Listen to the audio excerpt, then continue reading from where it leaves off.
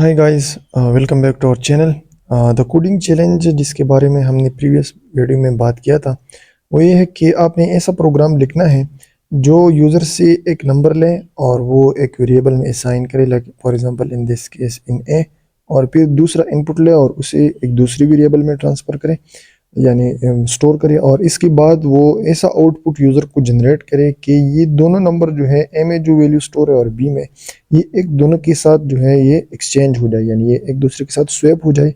और फिर यूज़र को ए में जो वैल्यू प्रिंट होगा वो बी का होगा और बी में जो प्रिंट होगा वो ए का होगा। और आपका प्रोग्राम कुछ इस तरह से दिखना चाहिए कि जब आप यहाँ पर एक नंबर एंटर करें और फिर बी में let suppose I enter 4, you can see here कि ए में यहाँ पर हमने 6 वैल्यू पास किया और बी में 4, और आउटपुट में हमें ए में 4 मिल रहा है और बी में 6, यानी ये दोनों वैल्यू जो है एक दूसरे के साथ स्वैप कर गई। अब आपने ऐसा प्रोग्राम लिखना है। और अगर आपको ये प्रोग्राम समझ में ना आ रहा हो कि what I am saying, so you can take the example of 1 cup of tea and 1 glass of milk. आप एक दूध और कप की मिसाल ले सकते हैं कि वो दोनों जब आप एक दूसरे के साथ एक्सचेंज करना चाहते हैं, सो आपको किस लॉजिक की ज़रूरत पड़ेगी कि किस लॉजिक के तहत आप इन दोनों को एक दूसरे के साथ एक्सचेंज करेगी। यानी जो कप है उसमें मिल्क आना चाहिए और जो ग्लास है उसमें टी आना चाहिए। So think about that logic and later on implement that logic in your this coding challenge. Alright, now let's go to the solution part. अब हम इसको सॉल्व करेंगे, क्योंकि इसमें पहला जो स्टेप है वो है कि यूज़र को ये लाइन प्रिंट करे, और हम ये प्रिंट करेंगे एक्चुअली एक इनपुट फंक्शन की मदद से। और इसमें हम पास करेंगे कि एंटर ए में वैल्यू एंटर करें, और ये वैल्यू जो इनपुट में देगा ये मैं एक वेरिएबल में डालूंगा जिसका नाम मैं ए रखूँगा। और फिर बाद में बी एक वेरिएबल बनाऊंगा, उसमें मैं एक इनपुट फंक्शन बनाऊंगा और यूज़र को मैं कहूँगा इधर के एंटर बी, अपनी बी में वैल्यू एंटर करनी है। और इसके बाद मुझे इन दोनों वैल्यू को एक दूसरे के साथ स्वैप करना है।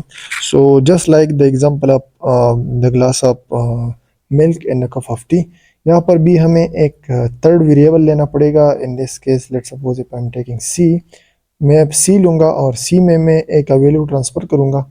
सो अब सी में मैंने ए का वैल्यू डाला, तो मैं ए में अभी बी का वैल्यू डायरेक्ट डाल सकता हूँ, क्योंकि ए में अभी ए का जो वैल्यू है वो मेरे साथ ऑलरेडी सी में स्टोर है। और बी में यहाँ पर मैं डालूँगा, इधर बी में मैं वैल्यू डालूँगा सी का, क्योंकि सी में जो है हमारे पास ए का वैल्यू स्टोर है और वो मैंने इस बी में डाला। अगर ये आपको कंफ्यूज कर रहा है, so once again I will show you the example of milk and a cup of tea. अब अगर इस केस में मुझे इस टी को इस ग्लास में डालना है और मिल्क को हमने इस कप में डालना है, सो हमें एक थर्ड वेरिएबल या थर्ड ग्लास जो है वो इंट्रोड्यूस करना पड़ेगा, और इसकी मदद से हम फिर इस दोनों को एक्सचेंज कर सकते हैं। Now the final step is to print the values. और वैल्यू प्रिंट करने के लिए मुझे यहाँ पर लिखना पड़ेगा कि the value of a is, a का वैल्यू क्या है हमारे पास, यहाँ पर मैं आउटपुट में देना चाहता हूँ। So I will need to concatenate the another string, और another string हमारे पास इस केस में क्या है, ए का वैल्यू मैं यहाँ पर प्रिंट करूँगा। और इसके बाद मैं प्रिंट फंक्शन दूसरा लगाऊंगा और इसमें मैं कहूँगा कि the value of B as, यानी बी का वैल्यू जो है वो हमारे पास क्या आ गया, इधर भी मैं एक स्पेस दूंगा स्ट्रिंग के अंदर, और मैं इनके साथ कंकेटिनेट करूँगा B string. Now you can see in output में आप दे सकते हैं अब कि मैं वैल्यू ए में 3 एंटर कर रहा हूँ और बी में मैं 6। और आउटपुट में आप देख सकते हैं कि ए में हमारे पास 6 आ गया और बी में हमारे पास 3 आ गया। तो ये था आपके लिए जो कोडिंग चैलेंज था उसका सलूशन।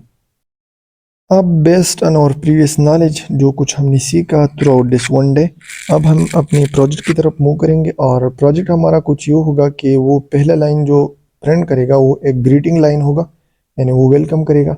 और दूसरी लाइन में वो यूज़र से उनके सिटी के बारे में पूछेंगे कि what is your city name in which you grew up, like in my case I write here Preston. और एंटर करने के बाद वो उसका पिट का नाम बोलेगा कि पिट का नाम मुझे दे दो। Let's suppose I am writing here rabbit, और इसके बाद वो जो ब्रांड नेम है वो जनरेट करेगा। तो इस प्रोजेक्ट को आप खुद से ट्राई करें, और थोड़ी देर में हम इसकी सोल्यूशन की तरफ प्रोसीड करेंगे। So you can pause the video now. Now let's move to the solution. Solution part में ये फाइनल प्रोजेक्ट जो है ये मैंने इन 5 स्टेप्स में डिवाइड किया है। So we can solve it by the help of these steps. और पहला स्टेप जो है वो है create a greeting for your program. और हम यहाँ पर सिंपल एक प्रिंट फंक्शन लेंगे, क्योंकि हम यूज़र को कुछ प्रिंट करना चाहते हैं। और क्या कि welcome to the brand name generator.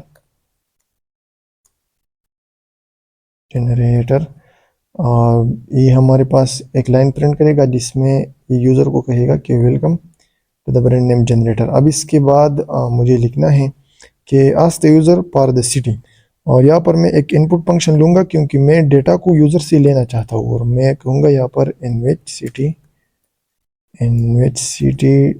Did you grow up, आप कौन से शहर में बड़ी हुई। और ये वैल्यू जो मैं यूज़र से लूँगा ये मैं एक वेरिएबल में पास करूँगा, और उसका नाम मैं रखूँगा सिटी। और यहाँ तक हमारा प्रोग्राम एक इनपुट लेगा, जो एक इनपुट लेगा यहाँ पर इधर। और यहाँ पर हम कुछ भी दे सकते हैं, यानी ये अब हमारा प्रोग्राम एग्जीक्यूशन ख़त्म हो गया, क्योंकि तीसरा कुछ है नहीं। तीसरी लाइन में मैं यूज़र से उसके पिट की नाम के बारे में पूछूंगा। सो मैं again I will take here input function, और यहाँ पर मैं कहूँगा कि what is your pet name, आपकी पिट का क्या नाम है। और इसी में अगेन एक नई वेरिएबल में पास करूँगा जिसका नाम मैं पिट रखूँगा। और जो चौथा लाइन में है इसमें मैं यूज़र को फाइनली इसका ब्रांड नेम प्रिंट करूँगा कि आपका ब्रांड नेम ये है। Your brand name could be, को ब्रांड नेम ये है, कौन क्या है इसका brand name, plus city name. और सिटी नेम के बाद मैं दूसरा स्ट्रिंग कंकैटिनेट करूँगा, और स्ट्रिंग दूसरा कौन सा होगा वो पिट का नाम होगा, तो मैं यहाँ पर पिट लूँगा। और अगर मैं अब इस प्रोग्राम को रन करूँ तो सिटी और पिट के नाम के दरमियान में कुछ स्पेस नहीं आएगा। So for that reason I will take another string, और वो स्ट्रिंग जो है वो सिर्फ एक स्पेस पर मुश्तमिल होगा। अब अगर मैं अपने प्रोग्राम को रन करूँ, you can see here that writing here city name then the pet name, और ये फाइनली ब्रांड नेम जो है ये प्रिंट हो गया। लेकिन इसमें अब एक मसला है, क्योंकि फिफ्थ स्टेप जो है वो अब हमने फॉलो नहीं किया है अभी तक।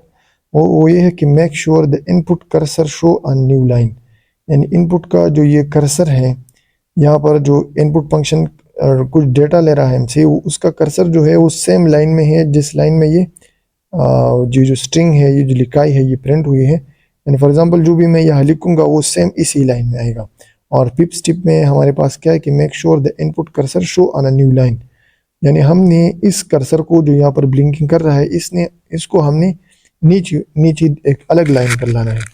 सो उसके लिए we will need to take the backslash n in this input function, like for example मैं यहाँ पर backslash n लूँगा और वो इस लाइन को यहाँ पर ब्रेक करेगा। so the cursor will go to the next line, like for example here you can see that Bristol, और हमारा फाइनल जो प्रोजेक्ट है वो अभी कंप्लीट हो गया। you can see here that we finally print the brand name which is Bristol Rabbit। और आपने इसी तरह ये वीडियोस जो है वॉच करनी है। हम इंशाल्लाह फ्यूचर में हम बहुत सारे ऐसे प्रोजेक्ट्स बनाएंगे जो कि रियल वर्ल्ड सिनेरियो से बिल्कुल एग्जैक्टली मैच करेंगे। हम ऐसे प्रोजेक्ट्स बनाएंगे जो कि आप अपने पोर्टफोलियो पर बाद में शो कर सकेंगे। So be motivated and let's be with us.